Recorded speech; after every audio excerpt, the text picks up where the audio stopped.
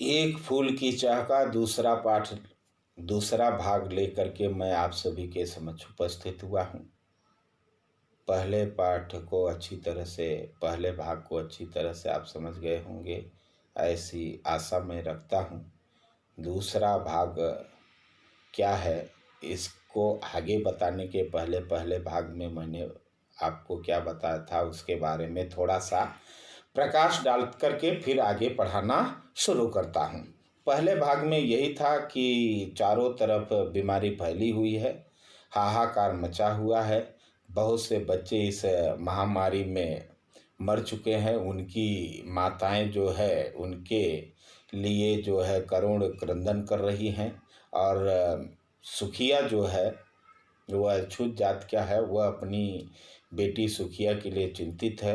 जब भी उसे वह बाहर खेलती हुए देखता है तो उसका दिल जो है धैर्य खो बैठता है और वह सोचता है कि हे ईश्वर, इस बार मेरी बच्ची को बचा लो। वह बाहर खेलने नहीं देना चाहता और इसी डर से उसे वह घर के अंदर ही रखना चाहता है। लेकिन एक दिन वह बीमार हो जाती है, पूरा शरीर जो है बुखार से तपने लगता है और उसको लेकर के वह चिंताग्रस्त है कि वह क्या करे, कैसे करे, किस तरह से बेटी को अच्छा करे। यही सोच रहा है। वह डर करके बेटी कहती है कि हे पापा, हे पिताजी, अगर देवी माँ के चरणों से एक फूल ला करके मुझे दे देते हो तो देवी माँ की कृपा होगी तो मैं ठीक हो जाऊंगी। यही सोच सोच करके कि कैसे मैं मंदिर में जाऊं, मैं तो अछूत जात का हूं, मंदिर में कोई मुझे जाने ही नहीं देगा। यही सोचकर वह सुबह हो गई उसे सोचते सोचते। फिर दोपहर कब हुआ, कब शाम हुआ, इसका पता नहीं चला, रात हो गई। यही भाव अभी तक हमने बताया था। इसके आगे मैं शुरू करता हूँ। कभी कभी और दिखलाई दिवस, कभी और दिखलाई देवस, अंधकार की ही छाया, छोटी सी बच्ची को ग्रस, कितना बड़ा तिमिर आया। ऊपर विस्तृत महाकाश में जलते से अंगारों से, झुलसी सी जाती थी आंखें लगभग जगते तारों से। देख रहा था जो सुस्थिर हो, नहीं बैठती थी क्षण भर। हाय वही चुपचाप खड़ी थी अटल शांति सी धारण कर। सुनना वही चाहता था मैं उसे स्वयं भी उकसा कर। मुझको देवी के प्रसाद का एक फूल ही दो लाकर। ऊंचे शैल शिखर के ऊपर मंदिर था विस्तीर्ण विशाल। स्वर्ण कलश सर सिज विहसित थे पाकर समुदित रवि कर जाल। दीप धूप में आमोदित था मंदिर का आंगन सारा। गूंज रही थी भीतर बाहर मुखरित उत्सव की धारा। भक्त वृंद मृदु मधुर कंठ से गाते थे भक्ति मूद में। पतितारिणी पापहारिणी माता तेरी जय जय जय। पतितारिणी तेरी जय जय मेरे मुख से भी निकला। बिना बड़े ही मैं आगे को जाने किस बल से ढिकला। मेरे दीप फूल लेकर वे अम्बा को अर्पित करके, दिया पुजारी ने प्रसाद जब आगे को अंजल भर के। भूल गया उसका लेना झट परम लाभ सा पाकर मैं। सोचा बेटी को माँ के ये पुण्य पुष्प दूं जाकर मैं। सिंहपौर तब भी आंगन से नहीं पहुँचने मैं पाया। सहसा यह सुन पड़ा कि कैसे यह अछूत भीतर आया। पकड़ो देखो भाग न जाए बना धूर्त यह है कैसा। साप स्वच्छ परिधान किए है भले मानुषों के जैसा। पापी ने मंदिर में घुसकर किया अनर्थ बड़ा भारी। कलुषित कर दी है मंदिर की चिरकालिक सुचिता सारी। ये ये क्या मेरा कलुष बड़ा है देवी की गरिमा से भी, किसी बात में मैं किसी बात में हूँ मैं आगे माता की महिमा के भी।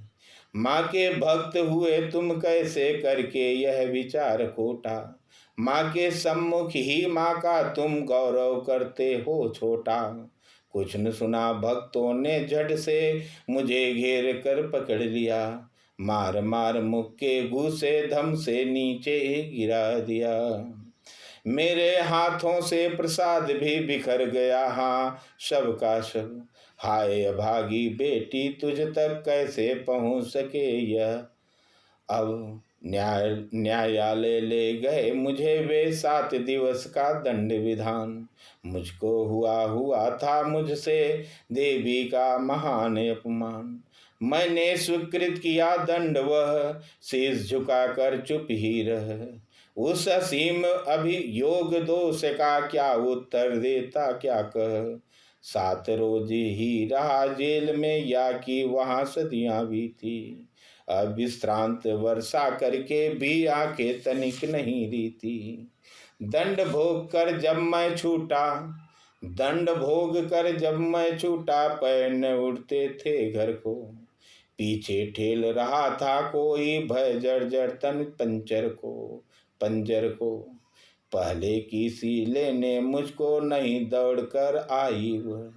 उलझी हुई खेल में ही हो, उलझी हुई खेल में ही हाँ, अब की दीन दिखाई वह। उसे देखने मरघट को ही गया दौड़ता हुआ वहाँ। मेरे परिचित बंधु प्रथम ही फूंक चुके थे उसे वहाँ। बुझी पड़ी थी चिता वहाँ पर, छाती धधक उठी मेरी। हाय फूल सी कोमल बच्ची हुई राख की थी ढेरी। अंतिम बार गोद में बेटी तुझको ले न सका मैं, हाँ एक फूल माँ का प्रसाद भी तुझको दे न सका मैं, हाँ। इस तरह से करुण क्रंदन करता हुआ वो सुनाई देता है। आगे बढ़ता हूँ, कैसे वह कहता है, कैसे वह सुनता है, इन सारी बातों को मैं विस्तृत रूप से बताना चाहता हूँ, भावों के माध्यम से समझाने की चेष्टा करता हूँ। क्या है वह सारी बातें बता रहा हूँ।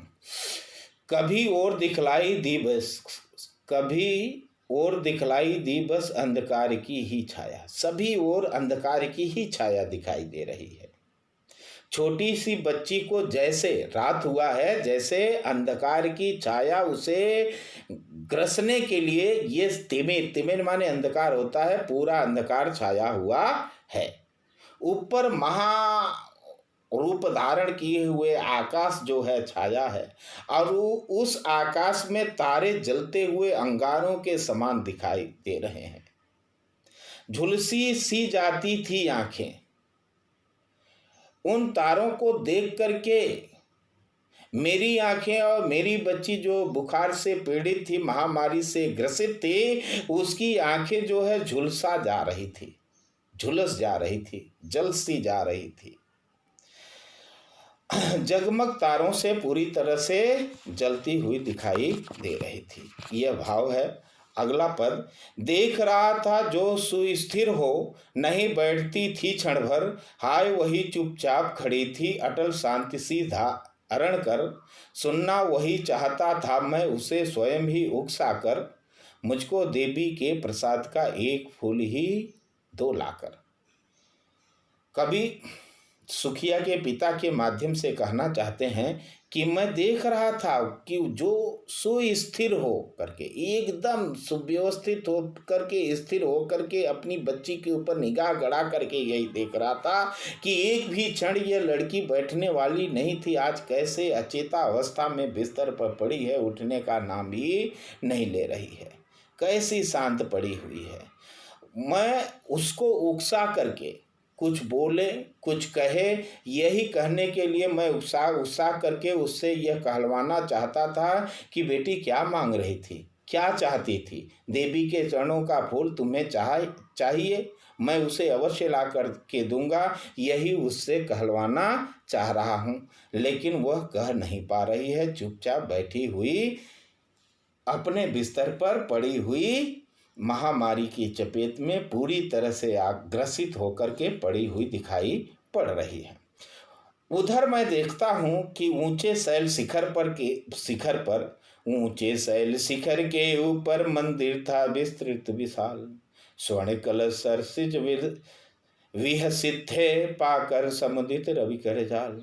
दीप धूप में आमोदित था मंदिर का आंगन सारा। गूंज रही थी भीतर बाहर मुखरित उत्सव की धारा। कवि क्या कह रहा है कि उधर मैं देख रहा हूं कि ऊंचे पहाड़ के ऊपर, पहाड़ के शिखर पर, चोटी पर, ऊंचे स्थान पर एक विशाल मंदिर जो है देवी माँ का बना हुआ है। उसके ऊपर जो है सोने का कलश लगा हुआ है सरसित, और उसके सामने जो सरसिज माने तालाबों से, कमल के फूल से जो भरा हुआ तालाब है, वो पूरी तरह से खिला हुआ दिखाई दे रहा है। रवि का प्रकाश, सूर्य का प्रकाश पाकर, सूर्य की किरणों की जाल पाकर के पूरा तालाब जो है कमल के फूलों से मुस्कुराता हुआ दिखाई पड़ रहा है। मंदिर का आंगन सारा जो है गूंज रहा है। सारे भक्त जो है वहाँ पर जुटे हुए हैं। भक्त पूरी तरह से मंदिर में आए हुए हैं। भीतर बाहर माँ के जयकारा से पूरी तरह से मंदिर गुंजायमान हो रहा है। जैसे वहाँ जो है कोई उत्सव, कोई महोत्सव, कोई त्योहार मनाया जा रहा हो, इस तरह से उत्सव रूप में वहाँ दिखाई पड़ रहा है। अगला पद कहता हूँ, भक्त वृंद मृदु कंठ मधुर कंठ से गाते थे सब भक्ति मूद में। पतित तारणी पापहारणी माता तेरी जय जय जय। पतित तारणी तेरी जय जय मेरे मुख से भी निकला। बिना बढ़े ही मैं आगे को जाने किस बल से ढिकला। क्या कह रहा है? भक्त गण जो है, वृंद माने गण होता है समूह, भक्तों का समूह जो है अपने मीठे गले से, मृदुल गलों से जो है मधुर गीत गाते हुए, भक्ति का गीत गाते हुए जो है मुदमय अर्थात प्रेम में अपने आप को आसक्ति पाकर के, प्रेम में विह्वल होकर के, प्रेम में मगन होकर के सारे भक्तगण यह गाते हुए आगे बढ़ते हुए मंदिर में देवी माँ की मूर्ति का दर्शन करने के लिए आगे बढ़ रहे हैं कि हे पतित तारिणी, है पापियों को तारने वाली, पापों को हरने वाली माता तुम्हारी जय हो। मैं भी, मेरे मुख से भी निकला कि हे पतित तारिणी, हे पापों को नाश करने वाली माता तुम्हारी जय हो। मेरे मुख से भी यह निकला। सुखिया के पिताजी कहते हैं, बिना बढ़े ही, मैं आगे बढ़ना नहीं चाहता था, अछूत था, मंदिर में से मुझे निकाल दिया जाता, मैं उस डर बस मंदिर के अंदर जाना नहीं चाहता था, लेकिन मेरे मुख से भी अनायास यह स्वर निकला और मैं बिना चाहे ही अनचाहे ढंग से, जैसे कोई मुझे ढकेल रहा हो, इस तरह से ढकेलता हुआ मंदिर तक मुझे कोई लेके जैसे जा रहा हो, इस तरह से मैं आगे बढ़ता हुआ चला गया। फिर क्या होता है? मेरे दीप फूल लेकर वे अम्बा को अर्पित करके, दिया पुजारी ने प्रसाद जब आगे की अंजल भर के। भूल गया उसका लेना झट परम लाभ सा पाकर मैं, सोचा बेटी को माँ के ये पुण्य पुष्प दूं जाकर मैं। क्या कहा कि जैसे ही मंदिर के द्वार पर मैं पहुंचा, उसके चौखट पर पहुंचा, वैसे ही मेरे हाथों से धूप दीप फूल लेकर के अम्बा माता को अर्पित करने के लिए पुजारी ने मुझसे ले लिया और माता के चरणों में चढ़ाकर मुझे प्रसाद के रूप में वह फूल पुष्प फूल और जो भी फल फूल थे, दीप धूप थे, वो मुझे वापस प्रसाद के रूप में कर दिया। मैं आगे बढ़कर के अंजलि में, हाथों की अंजलि में उसे ग्रहण करके और झट से लेकर के माँ के द्वारा दिए गए आशीर्वाद स्वरूप उसे ग्रहण करके मैं अपनी बेटी को देने के लिए आगे बढ़ा कि ले जा करके अब मैं अपनी बीमार बेटी को महामारी से ग्रसित अपनी बेटी सुखिया को दूंगा और वो माँ की कृपा से अच्छी हो जाएगी। ऐसा सोचकर जैसे ही आगे बढ़ा, क्या हुआ, सिंहपौर पर तब भी आंगन से नहीं पहुंचने में पाया। सहसा यह सुन पड़ा कि कैसे यह अछूत भीतर आया। पकड़ो देखो भाग न जावे, बना धूर्त यह कैसा है, बना धूर्त यह है कैसा, साप स्वच्छ परिधान किए है भले मनुष्यों के जैसा। क्या सुना, सिंहपौर से मुख्य प्रवेश द्वार, मुख्य जो गर्भगृह है उसको सिंहपौर कहते हैं, जहाँ पर मूर्ति स्थापित की जाती है। उस स्थान से मैं जो है आंगन में आगे भी नहीं बढ़ पाया था, वहाँ तक भी नहीं पहुँच पाया था। तभी जो है अचानक, सहसा माने अचानक जो है यह सुनाई मुझे पड़ने लगा कि यह अछूत है, यह कैसे मंदिर में घुस आया।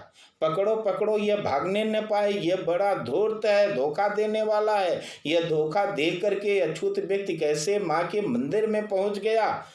स्वच्छ परिधान, साफ सुथरा कपड़े पहन करके यह कैसे भले मानुषों, अच्छे मानुष, अच्छे व्यक्तियों की तरह बन करके जो है कैसे यह मंदिर में घुस गया। पकड़ो पकड़ो इसे, जाने न पाइए। यह मैं सुनने लगा।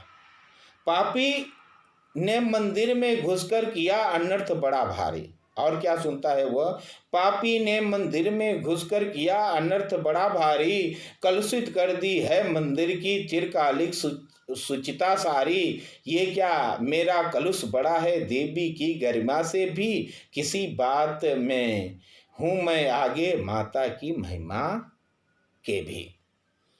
सुखिया का पिता जो मंदिर में घुसा था उसके बारे में कह रहे हैं इस पद में कि यह मंदिर में पापी कैसे घुस आया। बहुत बड़ा अनर्थ कर दिया है इस पापी ने, बहुत भारी अनर्थ कर दिया है यह पापी। मंदिर में घुस करके इस मंदिर की जो शुचिता थी, पवित्रता थी, पूरी तरह से यह पापी यहाँ घुस करके, यह अछूत यहाँ घुस करके उसको कलुषित कर दिया है, कलंकित कर दिया है। ये सुन करके मेरे मन में, सुखिया के पिताजी कहते हैं कि मेरे मन में यह विचार आया कि देवी के गरिमा से भी बड़ा मेरी कलुषिता है, देवी की महिमा से भी बड़ा मैं हूँ। मेरे अंदर अछूत की भावना, मैं इतना बड़ा हूँ कि देवी माँ की पवित्रता को भी दूषित कर सकता हूँ, प्रदूषित कर सकता हूँ, उसको भी कलुषित कर सकता हूँ। यह सोच करके मैं आगे बढ़ा।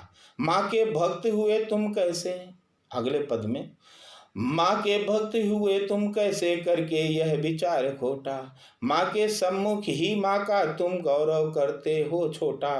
कुछ न सुना भक्तों ने झट से मुझको घेर कर पकड़ लिया, मार मार मुख के घूसे दम धम से नीचे गिरा दिया। क्या कहता है, वह कहता है अपने मन में, कहता है माँ के भक्त हो तुम, माँ का कैसे अपमान कर रहे हो। माँ की महिमा से बड़ा हमारी कलुषिता है कि माँ के मंदिर में प्रवेश करने से माँ की पवित्रता भंग हो जाती है।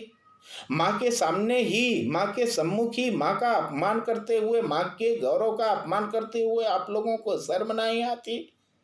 ये मैं कह रहा हूँ, लेकिन वहाँ के भक्त जो है इस बात को सुनने वाले नहीं हैं। झट से मुझे घेर करके पकड़ लेते हैं और पकड़ने के बाद कोई मुक्के से, कोई घूसे से मुझे मारना शुरू कर देता है और मुझे मार मार करके नीचे गिरा देते हैं।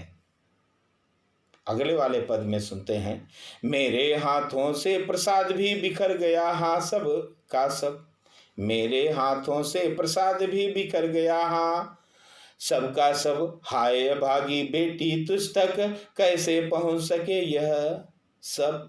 यह अब न्यायालय ले गए मुझे वे 7 दिवस का दंड विधान, मुझको हुआ था मुझसे देवी का महान अपमान।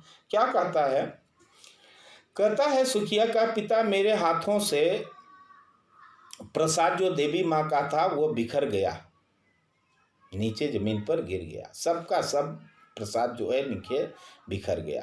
मैं उस अभागी का पिता हूँ जो बीमार महामारी से ग्रसित होकर के घर पर पड़ी हुई है, जीवन और मृत्यु के बीच जो है खड़ी हुई है। मैं उस अभागी बेटी का पिता हूँ, उसके लिए माँ के चरणों का प्रसाद भी मैं नहीं दे पा रहा हूँ, ये मैं सोच रहा हूँ। और वे लोग मुझे मार पीट कर घसीट करके न्यायालय लेके जाते हैं। वहाँ दंड का विधान होता है, दंडित हमें किया जाता है। 7 दिनों का मुझे जो है न्यायालय के द्वारा सजा दे दी जाती है।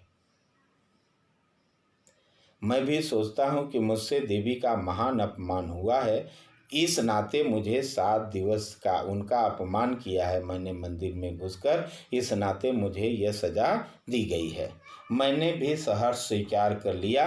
देखिए कैसे कहता है, मैंने स्वीकृत किया दंड, वह शीश झुकाकर चुपी रहकर उस असीम अभियोग दोष का क्या उत्तर देता क्या कह। 7 रोज ही रहा जेल में, या कि वहाँ सदियां बीती, अविश्रांत वर्षा करके भी आंखें तनिक नहीं रीती। क्या कह रहा है वह सुखिया का पिता? कहता है कि मैंने उस दंड को जो 7 दिवस का न्यायालय ने सजा मुझे सुनाया था, उस दंड को, उस अपराध को, जो हमने अपराध किया था, उस अपराध के फलस्वरूप उस दंड को हमने स्वीकार करके सिर झुकाकर उसे चुपचाप स्वीकार कर लिया। उस अभियोग के तहत मुझे जो है बंद कर दिया गया, मैं उसका दोषी था। और फिर कहता है 7 दिवस मैं जेल में किस तरह से रहा, जैसे 7 दिवस नहीं 7 सदियां बीत गई हूँ। दिन रात मैं अविश्रांत रहता था, बिना रुके मेरी आंखों से अश्रु बरसात करते रहते थे। आंखें तनिक भी मेरी रीतती नहीं थी, काली नहीं होती थी, हमेशा आंखों से आंसू आते रहते थे। और मैं जो है अपनी बेटी के महामारी के बारे में चिंतित होकर उसके स्वस्थ होने की कामना करते हुए, उसके सुखी होने की कामना करते हुए दिन रात रोता हुआ उस जेल में पड़ा रहता था। दंड भोग कर जब मैं छूटा, पैर न उठते थे घर को, पीछे ठेल रहा था कोई भय जर्जर तन पंजर को। पहले की सीले ने मुझको नहीं दौड़ कर आई, वो उलझी हुई खेल में ही हाँ अब की दीन दिखाई वह उसे देख।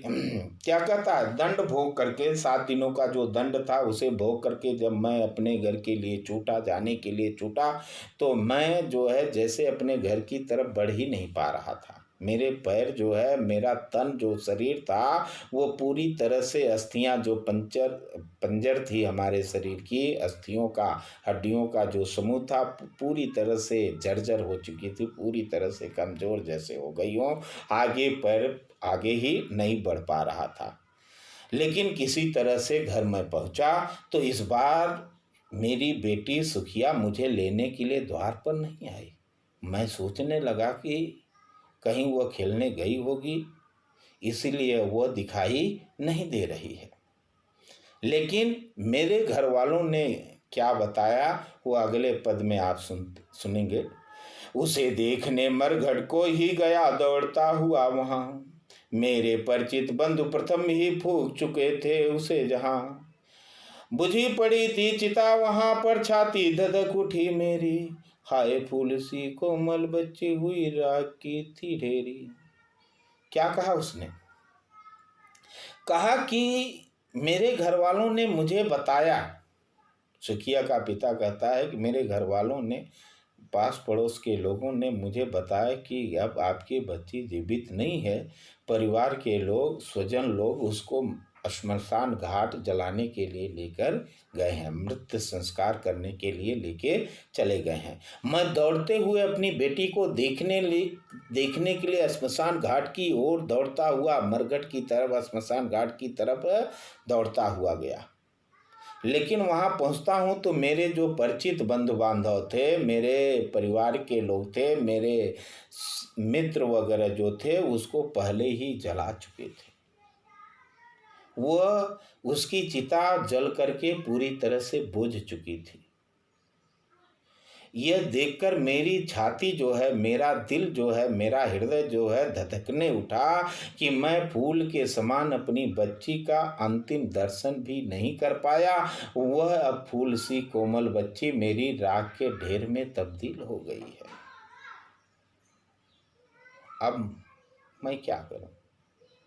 अंतिम बार गोद में बेटी तुझको ले न सका मैं, हाँ, एक फूल माँ का प्रसाद भी तुझको दे न सका मैं, हाँ।